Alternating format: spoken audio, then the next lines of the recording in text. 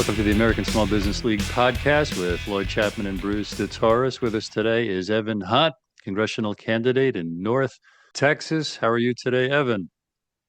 Hi, how are you, Bruce? Thanks for having me. Thanks for replying to our letter where we endeavor to teach you and other candidates the vital importance of the mission of the American Small Business League. And there's no better time to turn it over to our founder and president, Lloyd Chapman. Isn't Evan Hunt Tom Cruise's name in Mission Impossible? It's so close. What's his name? Tom Cruise's name is Ethan Hunt, Ethan Lloyd, Hunt. Okay. All right. and I'm not nearly as cool as Ethan Hunt, Have you heard but that it's before? close. Yes, sir, I have. All right. Absolutely. Super. So who you're running against?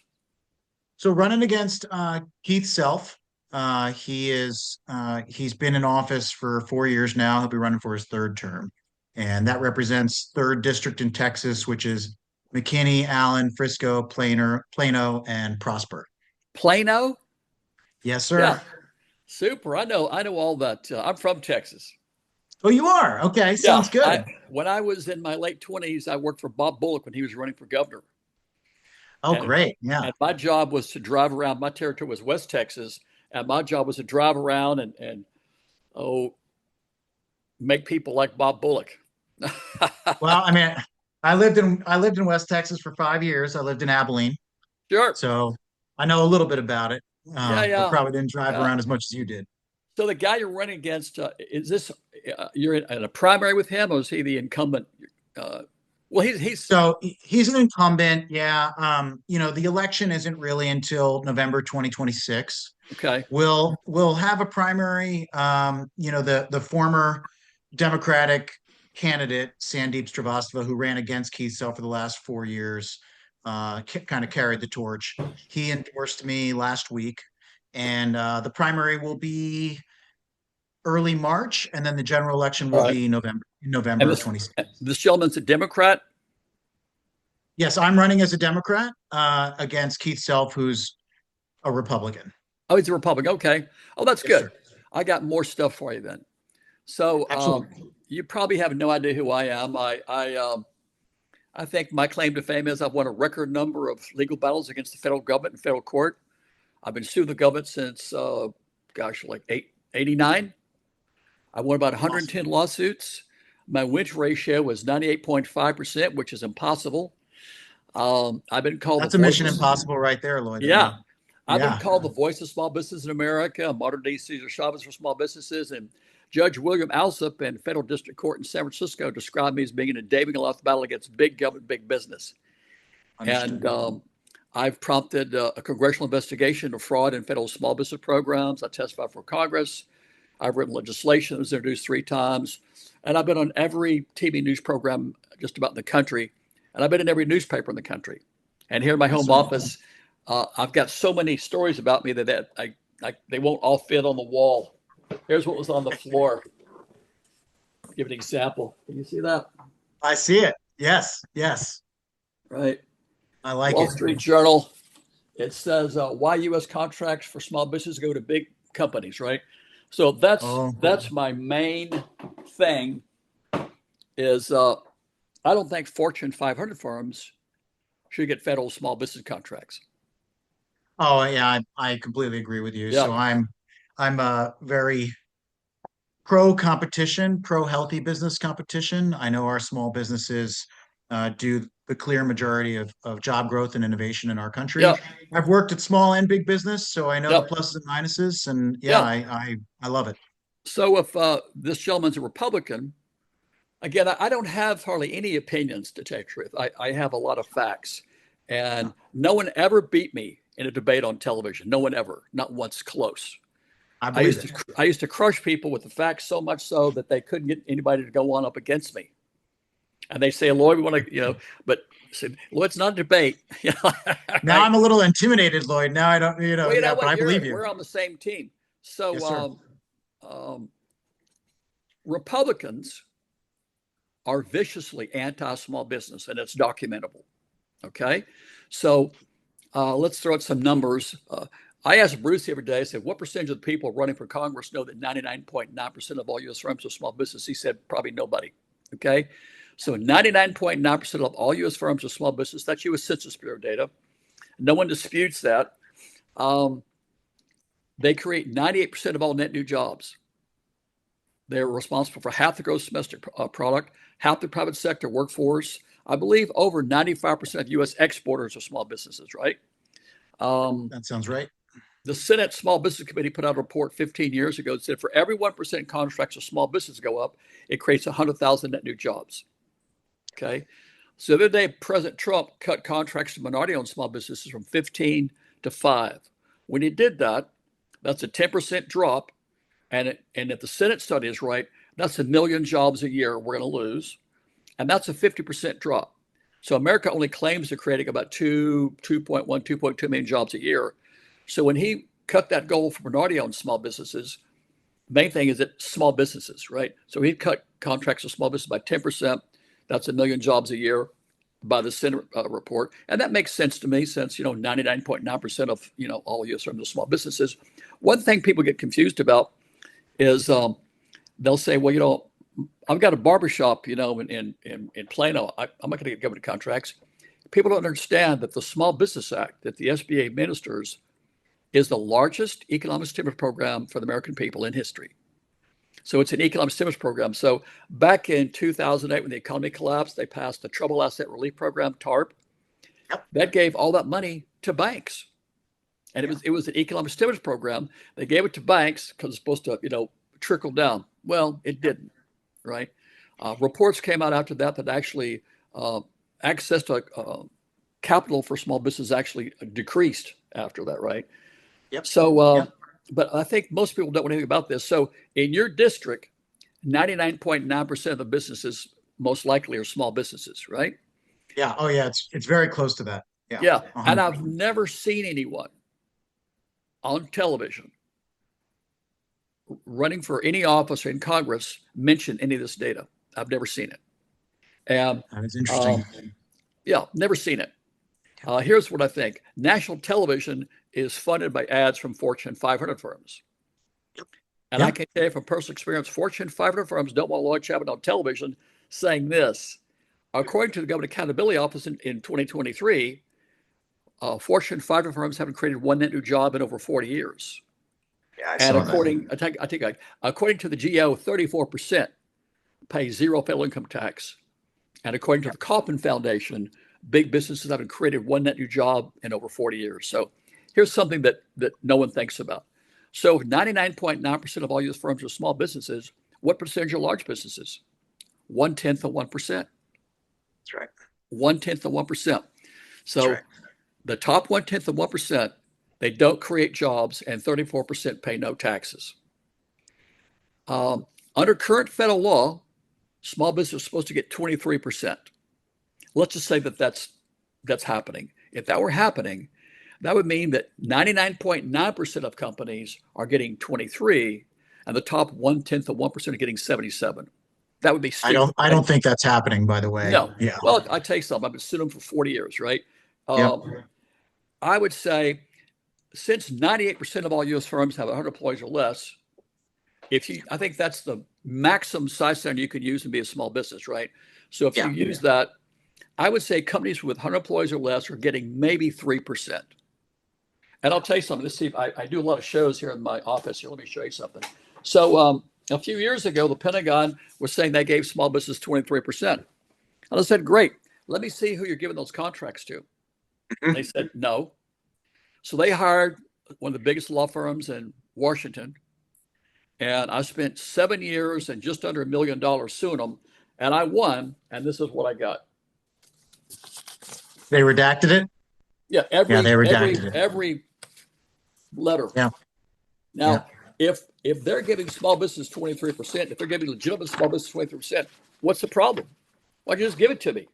Why don't you brag about it, right?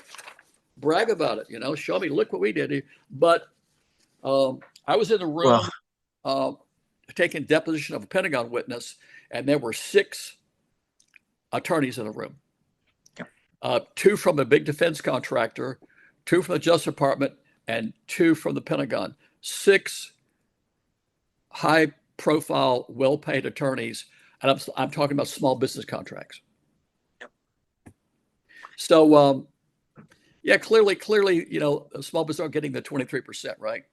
I know it. I mean, so I've been in the tech industry, not purely defense industry, but both commercial and defense technology. And I've been to the Pentagon briefing generals. I've been to the Yeah, Hill briefing congressional staffers and Congress people. And part of the thing about the federal acquisition regulation is often there are carve outs mandated for small business, but they also don't come with any teeth for the right, contracting officers to really enforce it.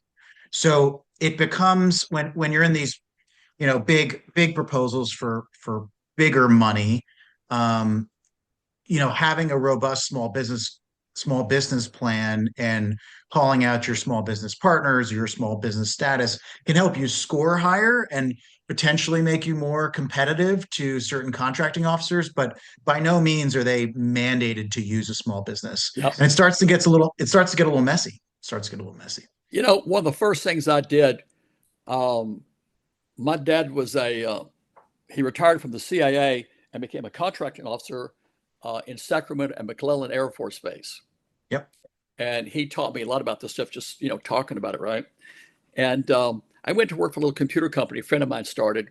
I was going to work there for just like 3, 4, 5, 6 months, right? And my father said, he told me how to do a freedom of information request for this small business subcontracting plan.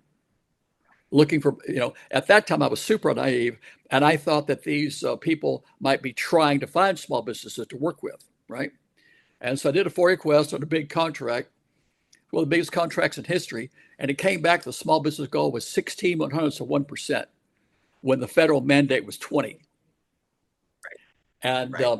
I thought it was a typo, right? Right. I called the contracting officer and he said, no, that's what it is.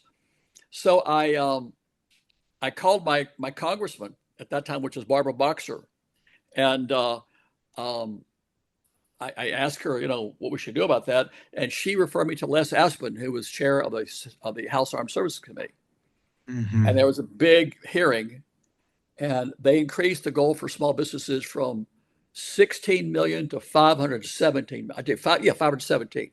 So I got $501 million for small businesses, about 6 phone calls, right? But Right. something I think that the people of the Pentagon don't understand, when you circumvent the Small Business Act, the largest economic stimulus program in history for the middle class, you're damaging our country, you're damaging our economy, and you're violating federal law. And I've heard active duty and retired military people. I talked to that was a retired Air Force officer. He said our job is to husband the taxpayer's dollar, and buying from small businesses, isn't the best deal. Actually, it is. When they create, 98% of all net new jobs, and that's the law, you Yeah. follow the law, right? But if I Well, were you, I would. Let me finish my point. yep. Reagan tried to close the Small Business Administration. Yeah. That's documentable. I've got all the video from TV stories back in '85, whatever. Yep. Bush tried to close the SBA, and then Trump is closing the SBA. Yep. So the there's 34 million small businesses in America. That's where most Americans work, right? Yep. And the only agency to help them is the SBA. That's right. Reagan tried to close it. Bush cut the SBA staff and budget in half. When Trump was first elected, the SBA had the smallest budget in history, and he cut it again. And from what I understand, in his current budget, he's cutting it half what it was before. So the SBA budget was higher when you were in high school, right? When you went on your first date, No surprise. yeah, No surprise. it was Yeah. higher then. So Trump talks about, jobs, jobs, jobs, right? Well, let's just logically, small business create 98% of all net new jobs. Well, And if you look at the trend in everything associated with income and business in our society, there's been a rapidly widening gap between the rich and the poor, yeah, between small business and big business. I mean, we're the word oligarchy and monopoly is thrown around a lot, but we're certainly heading in that direction, especially under this administration, if we're not already there. And in business, I don't tend to believe that government can just come in and create mandates. but I do believe that a business operates off of incentives and consequences. So, you have to incentivize contracting officers to go with small business over large business. And the challenge we have with government contracting officers, as I'm sure you know, Lloyd, is, you know, very few people lose their government jobs because they said yes and they tried something new, right? It's a very risk averse profession, or it historically has been, where it's just safer to go with a company that's already known, and a big company, a big name. Right. Nobody ever got fired for giving a contract to a Lockheed Martin, for Right. example. Whereas all of a sudden you start to introduce small businesses and you have small business type relationships, it introduces a lot of risk, I think, for the individuals. So we have to create incentives in our government to sort of allow business to move forward in the right way, to make sure that this wealth is spread for the maximum amount of job growth and innovation that we all want. And certainly, there's not nearly enough job growth or innovation right now. I mean, we all know it. The whole defense industry knows it. The tech industry knows it. We're not keeping pace with our allies, or our peer competitors, I should say. Yeah, I saw something that shocked me. I saw Rumsfeld's speech the day before 9/11, and he said that the America's biggest enemy was the Pentagon bureaucracy. Have you seen that speech? I have. I don't remember it word for Yeah, word, but I remember it. yeah. He Yep. said that it's putting the lives of men and women in uniform in danger. He Yeah. says America's biggest enemy is not, Russia or China or some far-flung dictatorship. He said it's the Pentagon bureaucracy, and he said we cannot track 2.3 trillion in acquisitions. I think it was. That was Yeah. 24 I mean, years. That's 24 years ago. that's So right. if you Google 35 trillion Pentagon, an article comes up that says in 2019 the Pentagon made $35 trillion in accounting adjustments. Mhm. That's sort of not possible. That would be Right. 50 times their annual budget and half again more than the entire gross domestic product of the United States of America. Right? Mhm. They've never Yeah. passed an audit. Right. There's no question trillions are missing. And Yeah. now Trump's going to increase the Pentagon budget. He campaigned on He cutting wants the to Pentagon increase the budget. debt ceiling, Yeah, 5 trillion. yeah. Yeah. He campaigned on cutting the Pentagon budget, I think, in half and uncovering all the fraud and abuse. Yeah. He hasn't done any of that. Doge has conspicuously not audited the Pentagon. Yes. And something that, by the way, that I haven't seen anybody on television mention, that the Pentagon spends about 50% of the government's discretionary budget. And Yeah. Doge That hasn't probably makes touched it. sense. So everything that Doge is doing and Musk, that's just half. That's half. Well, So Just and just to be current about this particular topic, I saw a reference just the other day that Bobby Kennedy Jr. did another hour on Dr. Phil of all shows and supposedly said that there's going to be a Doge examination of the trillions missing at the Pentagon. I didn't click the article. It's just something I glanced at from a feed that typically I trust. So I'm just pinning that here, Lloyd, and mentioning it I'd like to as see that. I'll tell you I, something. I've got to research Uh, that. Yeah. I'd like better data on the savings that Doge has made in general before they even hit the Pentagon. I mean, I'd like yeah, to see how all the Doge efficiencies have translated to real savings that don't require us to raise the debt ceiling again. I mean, it doesn't make a lot of sense to me. And in fact, a lot of the Doge overseers that have been installed, I think, are creating bureaucracy. They're creating an additional level of approval for expenditures and stopping things from moving forward at the pace that we require them to move to be competitive on the global yeah. stage. Musk has claimed to have uncovered hundreds of billions in fraud. I saw an article the other day on the internet that he claims that they cut like 9 million scammers off of Social Security. Notice, not one person's been charged. Not That's one. right.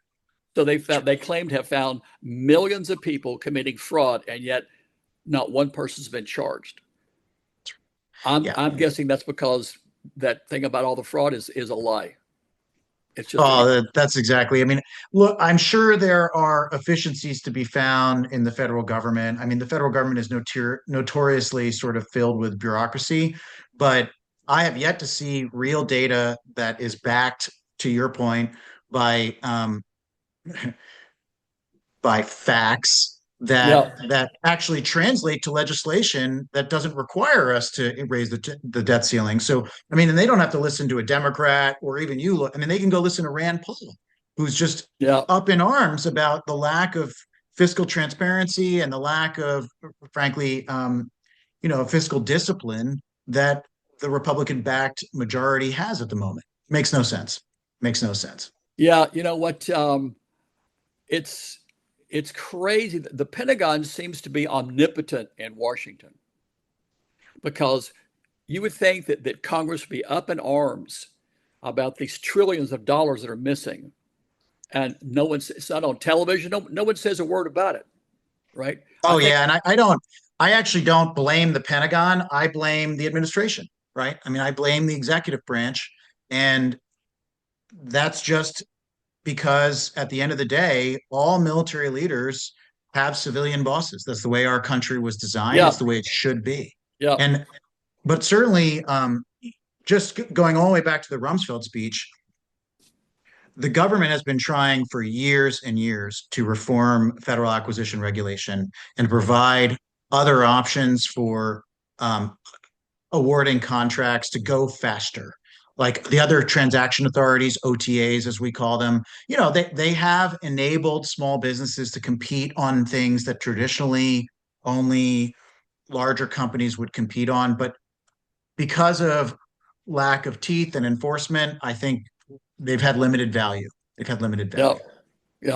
Um, And and and certainly speaking, with things like tariffs, Lloyd, I mean, I want to ask you, I know small business people who have gone out of business or are on the verge of going out of business already because of tariffs. Yep. And for the bigger companies, nobody really understands. A lot of bigger companies don't seem to understand the cost yet. They're just going to eat cost for a little while, but it's certainly hurting all business owners on the American side and hurting American consumers as well. So have you found any data on how the tariffs are negatively impacting small business? How many small businesses are going out of Not business? yet. It's just Yeah, now starting. But I make decisions based upon the upside and the downside. What have I got to gain? What have I got to lose? that's right. The economy was fine when Trump was elected. It was just fine, right? Nothing, there was no problem. That's And right. now the experts agree, and Trump has even admitted we're probably going into a recession.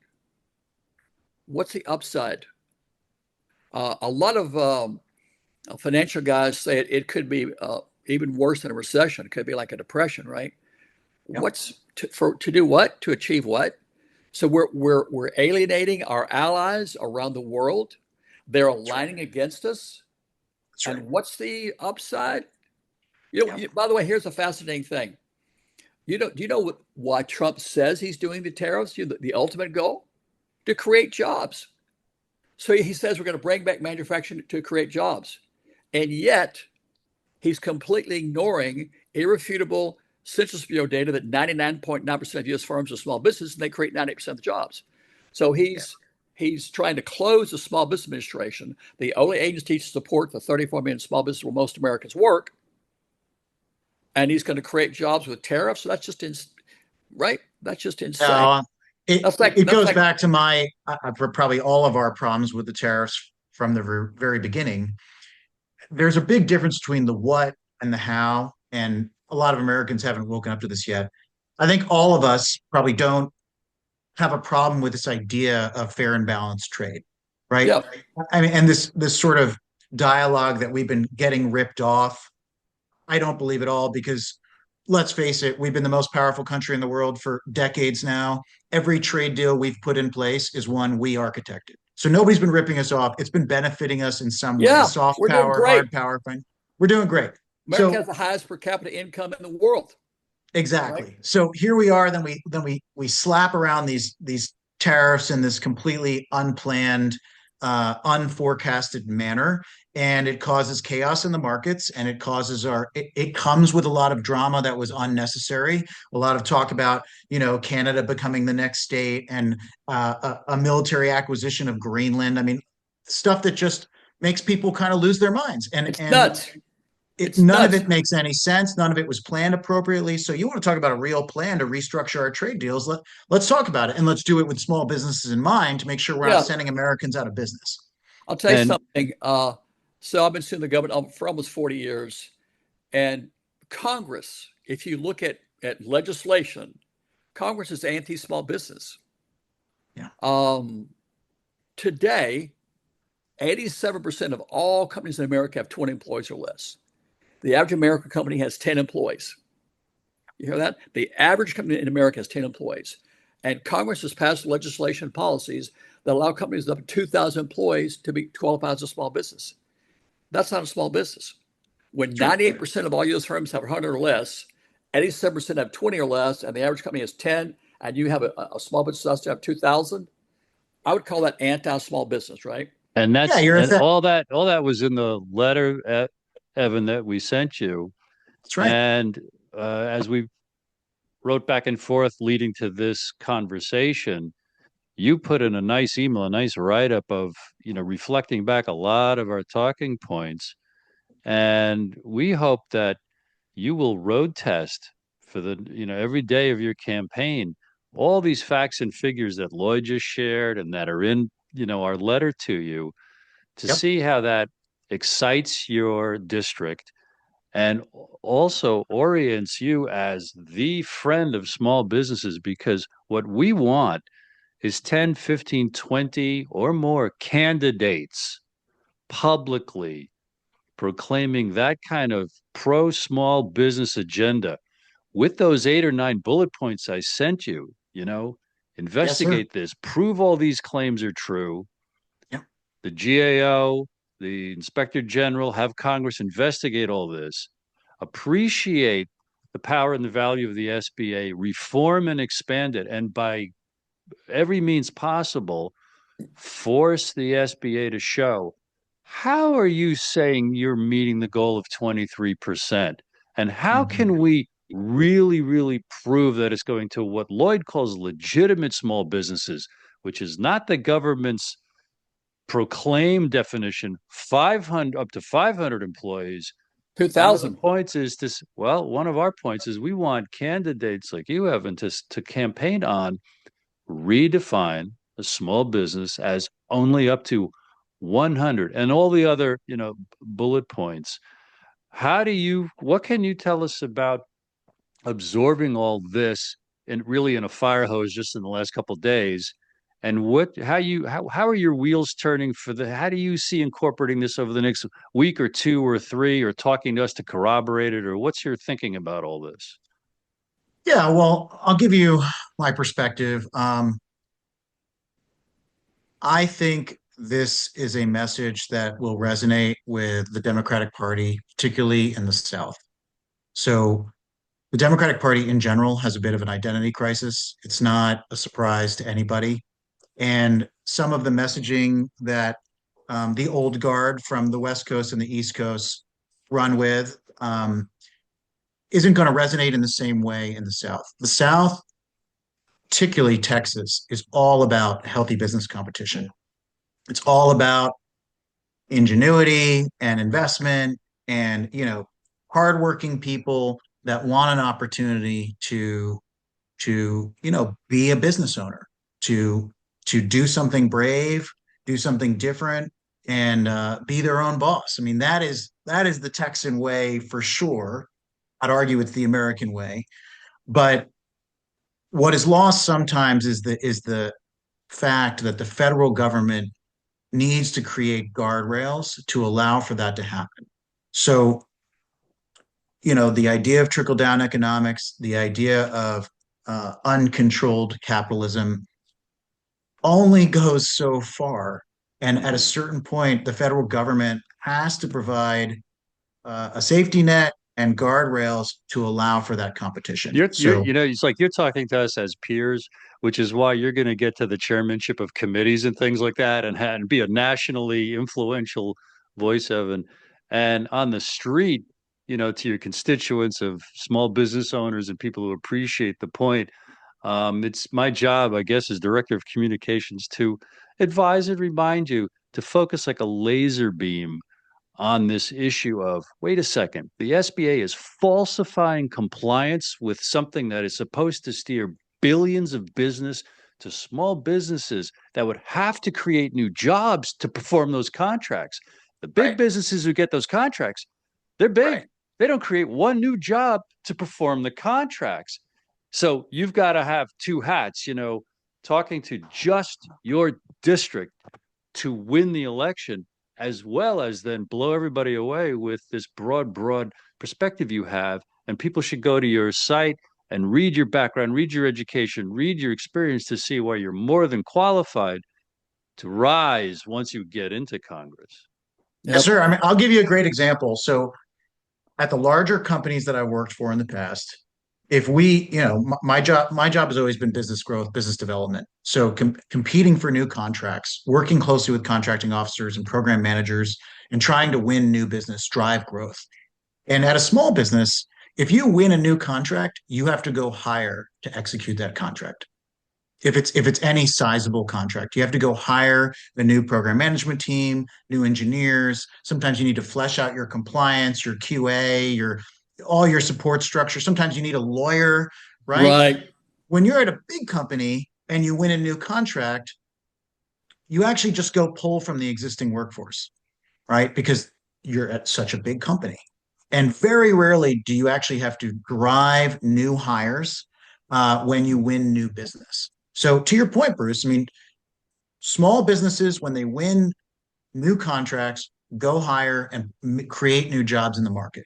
Whereas large businesses, particularly because they're often not locally centralized, I mean, they have tentacles that go all out over the US or the world, they can pull support from other programs, other things that are sort of dying down, and they can suck it into the new business that they just won, and they don't need to hire anybody.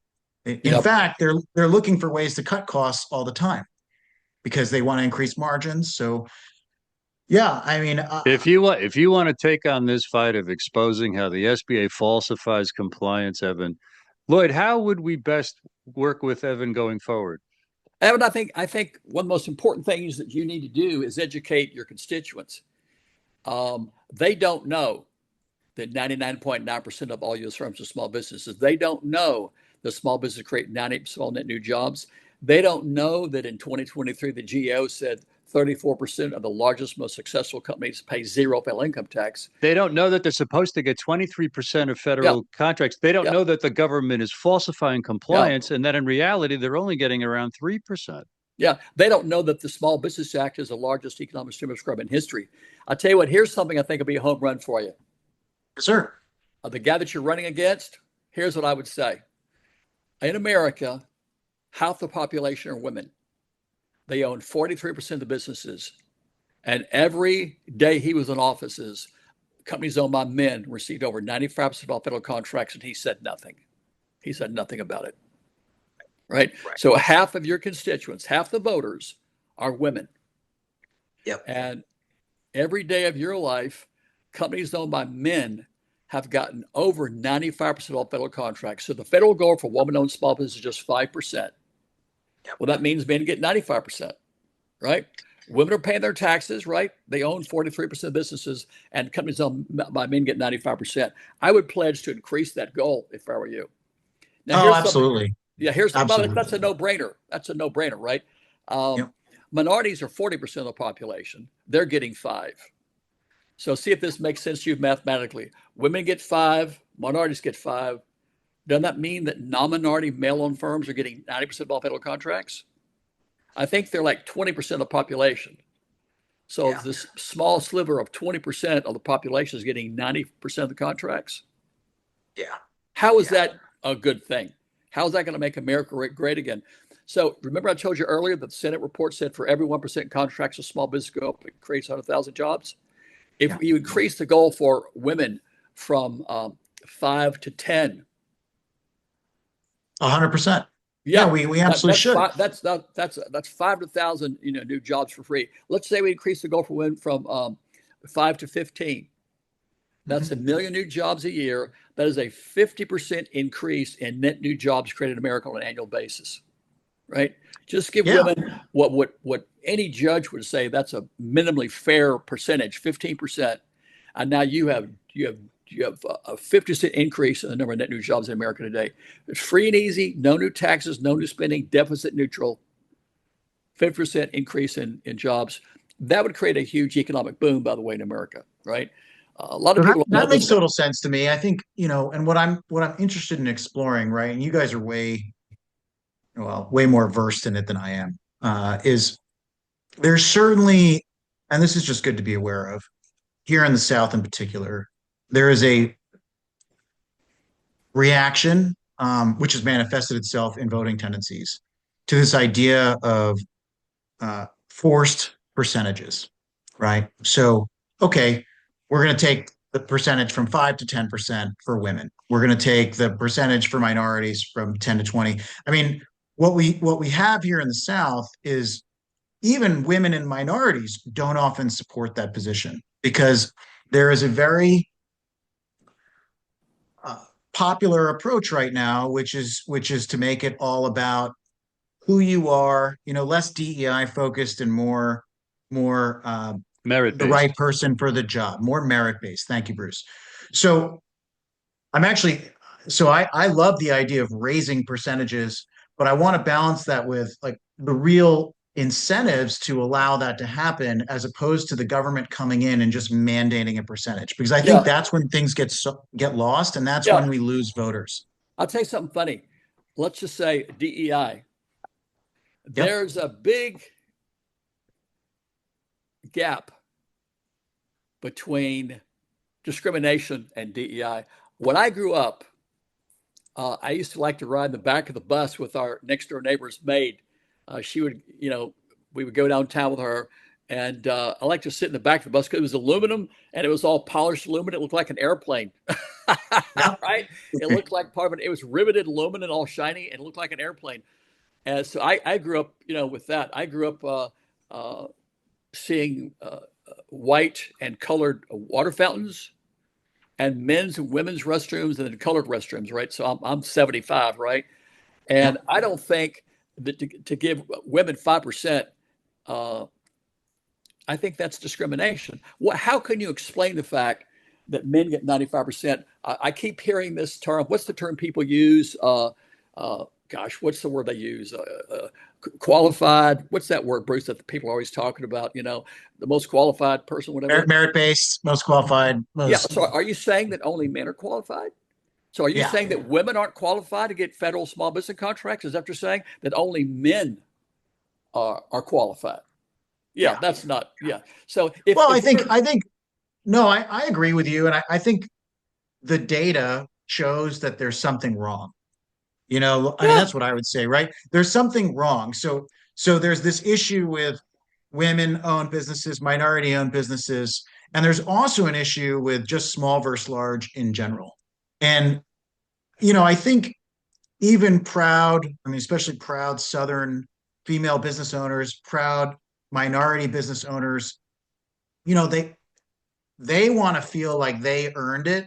And I think the government needs to create an incentive structure that allows them to earn it, right? That sort of like we were just talking about with large business and small business, and not having the right enforcement or teeth to their contracts to really allow small business to be successful. At So if least the we're having the right conversation because Lloyd and I are yes, coming from this federal macro 40-year experience of what the federal government is doing at a mandated kind of level and lying about it and perpetrating a fraud about it. 23% are yes, supposed to go to small businesses. They're not. Learn all about it at our website, asbl.com. yes, You're necessarily going to be an expert for your district, which is wearing the hat of your culture, your community, and all of those factors, honoring that, serving that.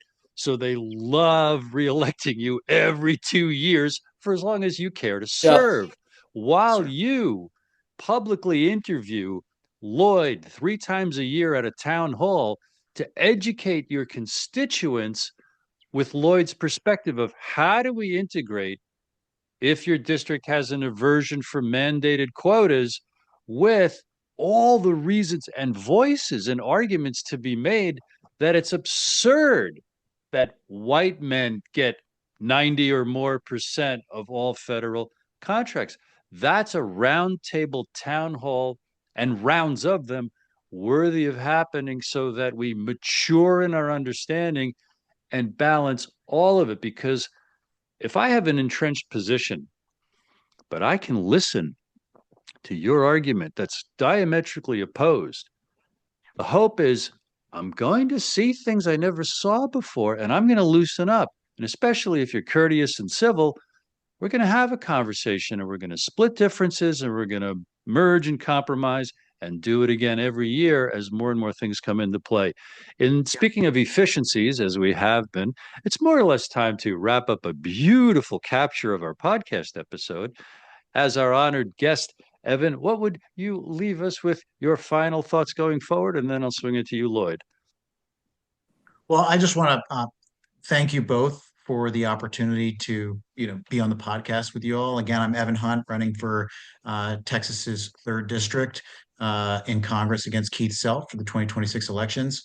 And as somebody who's been in small business and large business and worked in federal government and pursued federal contracts, I am a huge champion of small business. And I want to find the right solutions to encourage small businesses to be successful and encourage small business owners to take pride in their success. And where can people learn all about you? Sorry, Lloyd. At electevanhunt.com. Thank you, Bruce. Thank you. Lloyd Chapman, president and founder of the American Small Business League. The word I could remember is merit. So they say the contract should be awarded on merit. The notion that only men have merit is stupid, uninformed. Exactly. Here's my highest level opinion. Let's do what's good for America. How about that? Let's do what's good for our country, for our future, to make our economy strong, right?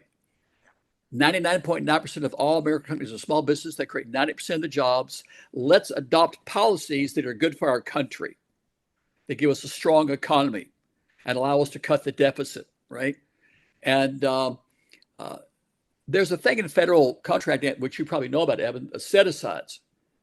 So we could say to the government, okay, we want you to give, this amount of business to small business. By the way, the Small Business Act says a fair portion. I don't think 23% is a fair portion in a country where 99.9% of all the firms are small business. I would make that like 50%, right? But let's just say a defense contractor can say, okay, you have to do 30% with small businesses. So identify the goods and services that you procure that are available to small businesses and only buy those goods and services from small businesses. So if it's office supplies or desktop computers, you only bid that out to small businesses. That way you can buy from the small business that has the best price and can do the best job, right? By the way, the best deal is not always the best price, right? Yeah, right. Absolutely. Yeah. If someone's got a low price, there's a reason. There's a reason that, Costco stuff is cheaper than Neiman Marcus, right? That's right. That's right. And you can code contracts that way. You can code them for lowest price. What's good for America, right? So again, here's my closing statement. 99.9% of business in Texas are small businesses. You can go document it. Republicans are anti-small business. It's not an opinion. It's a fact. You can win that case in court. Reagan tried to close the SBA. Bush closed the SBA, and now Trump tried to close it. So it's documentable. So we don't need Republicans, quite frankly. We don't need anti-small business people running our government, right? I don't care what you call them, Republicans or whatever. But we don't need people who have a 40-year history of trying to dismantle all federal programs to assist the 29.9% of all U.S. firms where most Americans work that generate half the gross domestic product. We don't need those kind of people, and that's who you're running against. We don't need that guy. Yeah, if you're anti-small business, if you're anti-small business, you're anti-American. That's the way I feel. You know what? I tell you something funny. That's the way I feel about it. Yeah. America. That's reality on small businesses. Yeah. So yeah, if you're anti-small business, you're anti-American. I believe that. I really do. Yeah. All right. So that's the filter and the lens through which to discern what are we hearing. when any prominent elected official gets up there and if they're talking about big businesses doing multi-billion-dollar investments, they're not talking about America. They're not talking about we who work and love, small businesses. So on that note, I want to thank you both, gentlemen, and also I want to thank everybody for watching and listening today.